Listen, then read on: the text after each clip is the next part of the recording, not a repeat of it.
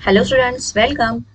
तर स्टुडंट्स, आज आपण 8वी विषय आहे सामान्य विज्ञान. त्यातला 7वा जो धडा आहे धातू अधातू, या धड्याचा संपूर्ण स्वाध्याय बघणार आहोत. तर या धड्याच्या स्वाध्यायाबरोबरच याच्या आधीचे जे धडे आहेत याचेही स्वाध्याय आपल्या या चॅनलवरती ऑलरेडी अपलोड केलेले आहेत. त्यासाठी वेगळी प्लेलिस्ट बनवली आहे. या प्लेलिस्टमध्ये तुम्ही याच्या आधीचे सर्व धड्यांचे स्वाध्याय बघू शकता. तसेच तुम्ही चॅनलवरती नवीन असाल आणि अजूनही जर चॅनलला सबस्क्राईब केले नसेल तर चॅनलला सबस्क्राईब करा. खाली बेल आयकॉनवरती बटन प्रेस करा, म्हणजेच इथून पुढे तुमच्या इयत्तेशी रिलेटेड जे जे व्हिडिओज मी अपलोड करीन त्याचे तुम्हाला नोटिफिकेशन मिळेल. ओके, तर चला यातला आपण पहिला प्रश्न बघूयात. तक्ता पूर्ण करा. तर अशा पद्धतीचा तक्ता आपल्याला स्वाध्यायामध्ये दिलेला आहे. धातूंचे गुणधर्म दिलेले आहेत आणि त्यानुसार त्याचे दैनंदिन जीवनातले उपयोग विचारले आहेत. तर हा तक्ता आपण अशा पद्धतीने पूर्ण केला आहे.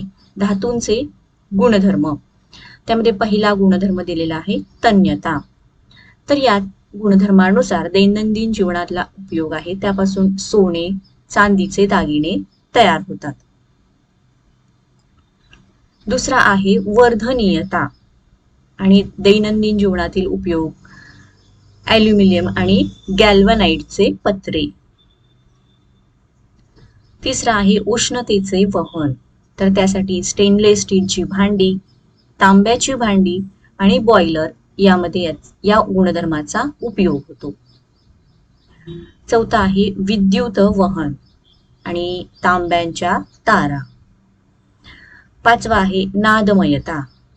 त्यामध्ये आहे पितळेच्या वस्तू, जसे की घंटा वगैरे तयार करतो आपण त्यापासून. ठीक आहे, तर अशा पद्धतीने हा तक्ता आपण पूर्ण केला आहे.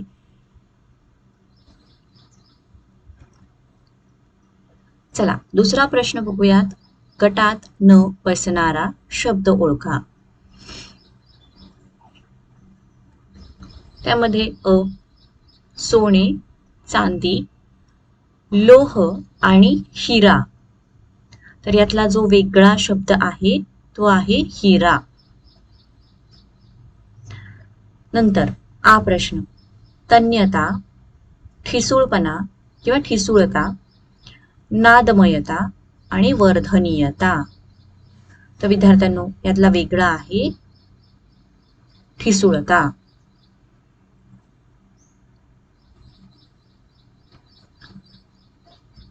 ई प्रश्न,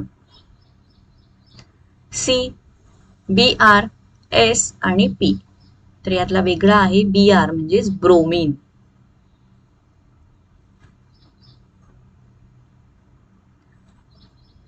पुढचा ई, पितळ, कांस्य, लोखंड आणि पोलाद. यातला वेगळा शब्द आहे लोखंड.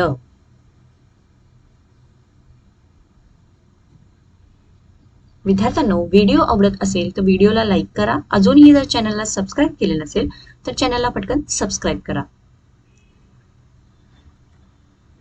चला आता तिसरा प्रश्न बघणार आहोत. शास्त्रीय कारणे लिहा.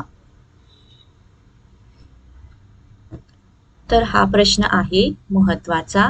2 मार्क्स किंवा 4 मार्क्स साठी यातले प्रश्न परीक्षेमध्ये विचारले जाऊ शकतात. त्यातला अ प्रश्न, स्वयंपाकाच्या स्टेनलेस स्टील भांड्यांच्या खालच्या भागावर तांब्याचा मुलामा दिलेला असतो. ओके, तर या पाठीमागचं कारण आपल्याला विचारलं आहे. उत्तर बघूयात. पहिला पॉइंट, स्टेनलेस स्टीलची भांडी जी असतात हे संमिश्र लोखंड, कार्बन, क्रोमियम आणि निकेल यांच्यापासून बनलेले असते. दुसरा मुद्दा, तांब्यामध्ये उष्णता वाहून नेण्याची क्षमता ही स्टीलमधील लोखंडापेक्षा जास्त असते. त्यानंतर तिसरा पॉइंट, तांब्याला लवकर व एकसारखी उष्णता मिळते. अन्नपदार्थ शिजवण्यासाठी कमी वेळ लागतो, म्हणजेच इंधनाची देखील बचत होते. आणि म्हणूनच स्वयंपाकांच्या स्टेनलेस स्टील भांड्यांच्या खालच्या भागावर तांब्याचा मुलामा दिलेला असतो.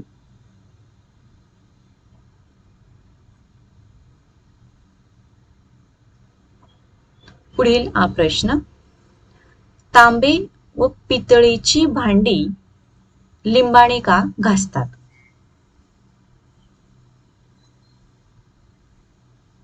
चला तर याचं उत्तर. पहिला पॉइंट, तांब्याची दमट हवेतील ऑक्सिजन बरोबर अभिक्रिया होऊन काळ्या रंगाचे कॉपर डायऑक्साईड तयार होते. कॉपर डायऑक्साईडची हवेतील कार्बन डायऑक्साईडची अभिक्रिया होऊन तांब्यावर कॉपर कार्बनेटचा हिरवा थर जमा होतो. त्यामुळे तांब्याची चकाकी जाते. तांब्याची भांडी काळी पडलेली दिसतात. म्हणून 2 नंबरचा पॉइंट, लिंबाच्या रसामध्ये आम्ल असते. या आम्लात कॉपर कार्बोनेटचा हिरवा थर विरघळतो. त्यामुळे पुन्हा तांब्याची व पितळेची भांडी स्वच्छ होतात व त्यांना चकाकी प्राप्त होते. म्हणूनच तांब्याची आणि पितळेची भांडी स्वच्छ करण्यासाठी लिंबाचा वापर करतो.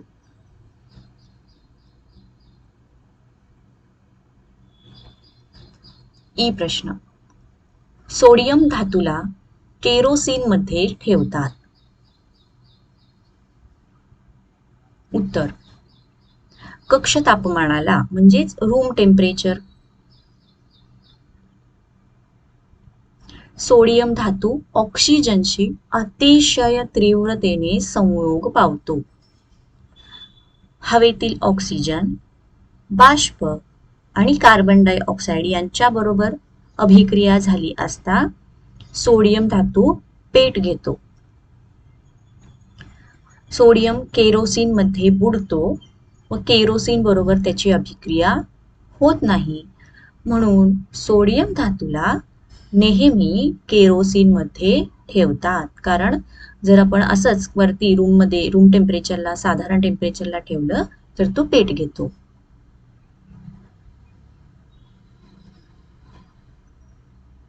विद्यार्थ्यांनो, प्रश्न 4 बघण्याआधी तुम्हाला व्हिडिओ आवडत असेल तर व्हिडिओला लाईक करा. तसेच इतर कुठल्या विषयाचा स्वाध्यायाचा व्हिडिओ हवा असल्यास कमेंट बॉक्समध्ये तसे नक्की कळवा. चला, आपला 4था प्रश्न आहे, खालील प्रश्नांची उत्तरे द्या.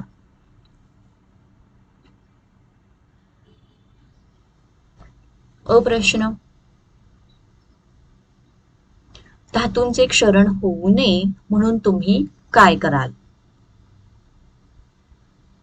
उत्तर आहे, धातूंचे क्षरण होऊ नये म्हणून त्यावर आपण तेल, ग्रीस, वॉर्निश व रंगांचे थर दिले जातात. तसेच दुसऱ्या न गंजणाऱ्या धातूचा मुलामा दिला जातो.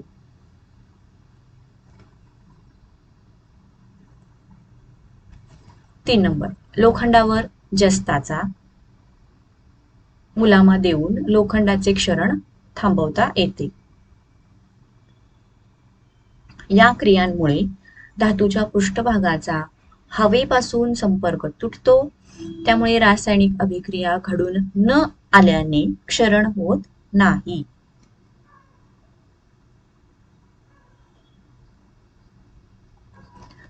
हा प्रश्न, पितळ व कांस्य ही संमिश्रे कोणकोणत्या धातूंपासून बनलेली आहेत? ओके, तर बघा उत्तर, पितळ हे संमिश्र जे आहे हे तांबे व जस्त यांपासून बनलेलं आहे.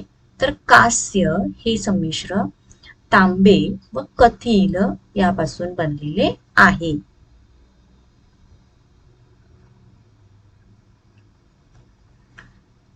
पुढचा ई प्रश्न, क्षरणाचे दुष्परिणाम कोणते? उत्तर, लोखंडावर ऑक्सिजन वायूची अभिक्रिया होऊन तांबूस रंगाचा लेप आयर्न ऑक्साईड तयार होतो. क्षरण म्हणजेच त्याला आपण काय म्हणतो, गंज लागला आहे असं म्हणतो. तर दुसरा मुद्दा, तांब्यावर कार्बन डायऑक्साईड वायूची अभिक्रिया होऊन हिरवट रंगाचा कॅल्शियम कार्बोनेटचा लेप तयार होतो. लोखंडाचं बघितलं, तांब्याचं बघितलं. चांदीवर हायड्रोजन सल्फाइड वायूची अभिक्रिया होऊन काळ्या रंगाचा लेप तयार होतो. चौथं बघा, क्षरणामुळे स्वयंचलित वाहने, पूल, लोखंडाच्या वस्तू, जहाजे यांना धोका निर्माण होतो. तसेच चांदी, तांब्याच्या वस्तूंची चकाकी नाहीशी होते. तर हे सगळे क्षरणाचे दुष्परिणाम आहेत.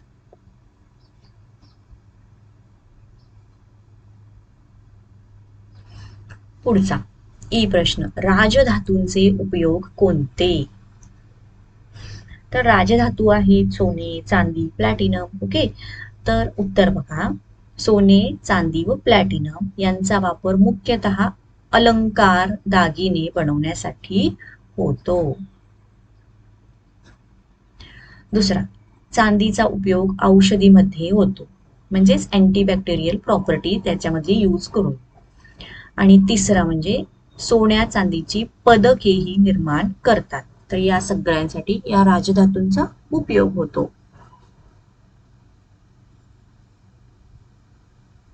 काही इलेक्ट्रिक उपकरणात चांदी आणि सोने यांचाही उपयोग होतो. तर प्लॅटिनम आणि पॅलेडियम या धातूंचा उपयोग उत्प्रेरक म्हणजे त्याला कॅटलिस्ट म्हणून सुद्धा होतो.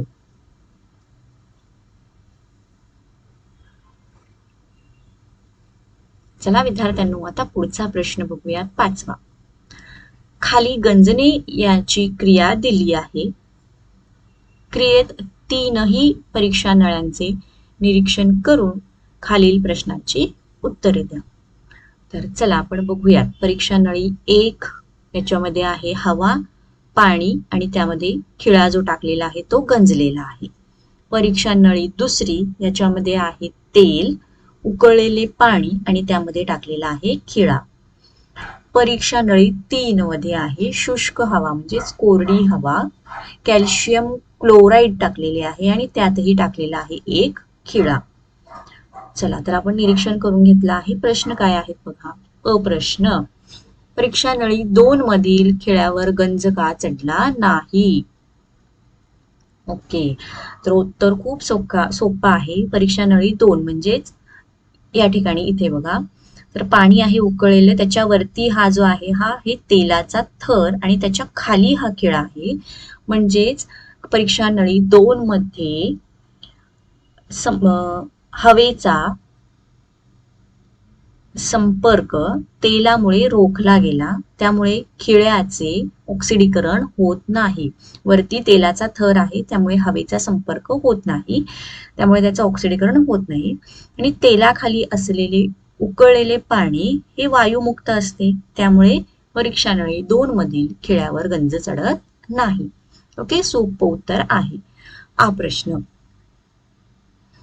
परीक्षा नळी 1 मधील खिळ्यावर खूप गंज का चढला आहे?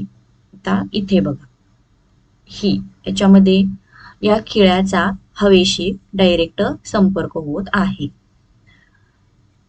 परीक्षा नळी 1 मधील खिळ्यावर खूप गंज का चढला असेल? कारण हवा आणि पाणी या दोन्हीच्या संपर्कात खिळा आल्याने त्याचे ऑक्सिडीकरण जलद होते आणि त्या खिळ्यावरती गंज चढतो. ई प्रश्न, परीक्षा नळी 3 मधील खिळ्यावर गंज चढेल का?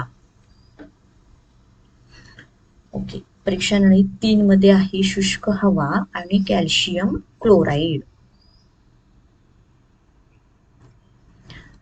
तर या तिसऱ्या परीक्षा नळीमध्ये कोणताच बदल दिसत नाही, कारण त्याच्या पाठीमागे आहे कॅल्शियम क्लोराईड. हे ओलावा तसेच जे दमटपणा आहे ते शोषून घेतं, यामुळे शुष्क हवा तयार होते व खिळ्यावरील गंज रोखला जातो.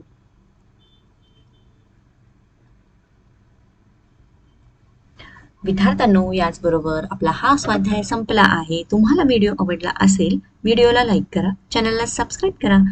थँक्यू. Bye bye.